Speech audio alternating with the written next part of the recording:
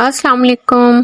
Welcome back to my YouTube channel. उम्मीद है आप सब लोग खैरियत से होंगे। आज मैं आप लोगों के लिए बहुत ही स्पेशल रेस्टोरेंट स्टाइल में चटपटी मटन रान रोस्ट की रेसिपी लेकर आई हूँ। आप लोगों को ये रेसिपी बहुत ज़्यादा पसंद आने वाली है। इस रेसिपी को हम घर पर तैयार करेंगे और वो भी बहुत बेसिक मसालों के साथ। बिना टाइम को वेस्ट किए रेसिपी स्टार्ट करते हैं। सबसे पहले हम रान के लिए मैरिनेशन तैयार करेंगे। एक बड़ा बर्तन ले लेंगे, उसमें आधा कप गाढ़ा दही शामिल करेंगे। 2 टेबल स्पून उसमें अदरक लहसुन का पेस्ट भी शामिल कर देंगे। 1.5 टेबल स्पून इसमें हरी मिर्चों का पेस्ट शामिल करेंगे। 1 टेबल स्पून इसमें नमक शामिल करेंगे। आप लोग नमक जो है अपने टेस्ट के हिसाब से शामिल कर सकते हैं। 1 टेबल स्पून इसमें हम लाल मिर्चों का पाउडर शामिल करेंगे। 1 ही टेबल स्पून इसमें कश्मीरी लाल मिर्च भी शामिल कर देंगे। 1 टीस्पून इसमें हल्दी पाउडर शामिल करेंगे। 1 टेबल स्पून इसमें हम धनिया पाउडर शामिल करेंगे। अब 1 टेबल स्पून जीरा पाउडर शामिल करेंगे इसमें। 1 ही टेबल स्पून हम इसमें गरम मसाला भी शामिल कर देंगे। 1 टेबल स्पून हम इसमें चाट मसाला शामिल करेंगे। अब 1 टीस्पून हम इसमें काली मिर्चों का पाउडर शामिल करेंगे।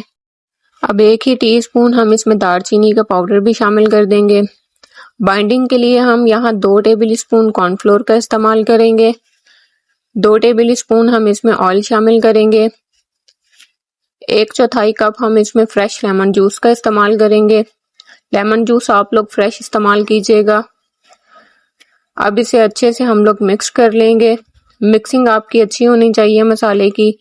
आप लोगों ने इस बात का ख्याल रखना है कि आप लोगों ने दही का इस्तेमाल ज़्यादा नहीं करना। अब हम एक रान ले लेंगे, मटन रान, जिसका वेट जो है वो 2.75 kg है। इसे वॉश करके अच्छे से ड्राई कर लिया था मैंने। देख सकते हैं कि मैंने रान पर अच्छे से कट लगा लिए थे और इसका जो बाइंडिंग जोड़ है उसको भी मैंने अच्छे से कट लगा लिया है ताकि ये फोल्ड होकर किसी भी बर्तन में इजीली सेट हो जाए। हमने जो मैरिनेशन तैयार की थी उससे हम अपनी रान को मैरिनेट कर लेंगे। आप लोग देख सकते हैं कि मैं रान को किस तरह से मैरिनेट कर रही हूँ। मैंने जो कट लगाए थे उन कट्स के अंदर भी मैंने अच्छे से मसाला लगा दिया है। नीचे वाले हिस्से पर भी मैंने इसी तरह से कट लगाए हैं। अब उसे भी मैरिनेट कर लेंगे। आप लोगों ने मैरिनेशन जो है वो तकरीबन 10 से 15 मिनट तक करनी है। कट्स के अंदर भी अच्छे से मसाला आप लोगों ने लगाना है ताकि हमारी रान जो है वो अच्छे से अंदर तक मैरिनेट हो।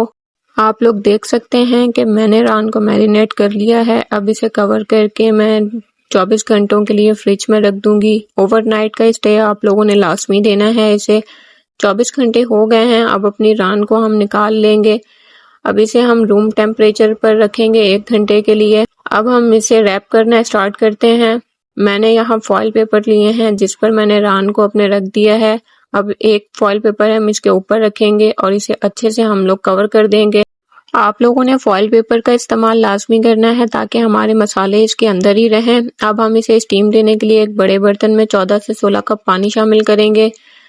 एक उसमें दालचीनी की स्टिक शामिल करेंगे बड़े साइज की। 2 हम इसमें बड़ी इलायची शामिल कर देंगे। 4 से 5 हम इसमें हरी इलायची भी शामिल करेंगे। 6 से 7 हम इसमें लौंग शामिल कर देंगे। 2 से 3 हम इसमें तेज पत्ता शामिल करेंगे। 1 हम इसमें बादियान का फूल भी शामिल कर देंगे। 1 टेबल स्पून हम इसमें जीरा शामिल करेंगे। अब हम इसमें एक स्टैंड का इस्तेमाल करेंगे जिसके ऊपर हमने अपनी रान को रखना है। मैंने यहाँ जाली स्टैंड का इस्तेमाल किया है। अब इसके ऊपर मैं अपनी रान को जो है वो सेट करूंगी। आप लोगों ने रान को अच्छे तरीके से सेट करना है। अब हम इसे कवर करके मीडियम टू हाई फ्लेम पर जो है वो 10 मिनट के लिए कुक करेंगे ताकि हमारे पानी में बॉयल आ जाए। 10 मिनट के बाद हम इसकी फ्लेम जो है वो मीडियम टू लो कर देंगे और इसको 2 से 3 घंटे के लिए हम कुक करेंगे। बची हुई मैरिनेशन में हम 1 शिमला मिर्च काट के शामिल करेंगे। 1 ही लाल शिमला मिर्च शामिल कर देंगे इसमें। 1 प्याज काट के शामिल करेंगे। आधी टीस्पून इसमें नमक शामिल करेंगे।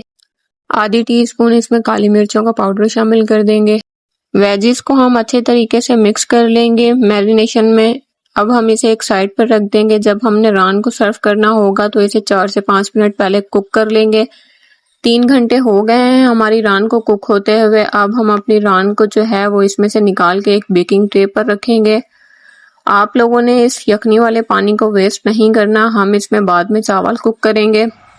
अब हम अपनी रान को चेक कर लेते हैं। आप लोग देख सकते हैं कि हमारी रान जो है वो कम्प्लीटली कुक हो चुकी है। आप लोग चाहें तो इसे इस तरीके से भी सर्व कर सकते हैं। अब मैं अपनी रान के ऊपर ऑलिव ऑयल लगाऊंगी ब्रश के साथ। अच्छे से ऑलिव ऑयल लगाने के बाद मैं इसको बेक करूंगी 30 मिनट के लिए प्रीहीटेड ओवन में, ताकि इसका कलर जो है वो मज़ीद अच्छा हो जाए। मैंने ओवन को 190 सेल्सियस पे पहले से प्रीहीट किया हुआ, उसमें मैंने अपनी रान को बेक कर लिया है। आप लोग देख सकते हैं कि बेक होने के बाद इसका कलर मज़ीद बहुत अच्छा हो गया है। आप लोग अगर मेरे चैनल पर न्यू है तो मेरे चैनल को सब्सक्राइब करें, वीडियोस को लाइक करें, ज़्यादा से ज़्यादा शेयर किया करें। अब हम अपनी रान को जो है वो सर्व करेंगे। एक सर्विंग ट्रे में मैंने सेला चावल लिए हैं, जिन्हें मैंने यखनी वाले पानी में कुक कर लिया था।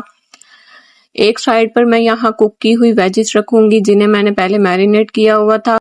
आप लोग रान की फाइनल लुक देख सकते हैं कितनी औसम आई है। अब हम इसे और चटपटा चटखारेदार बनाने के लिए इसके ऊपर हाफ लेमन जो है वो स्क्वीज कर देंगे।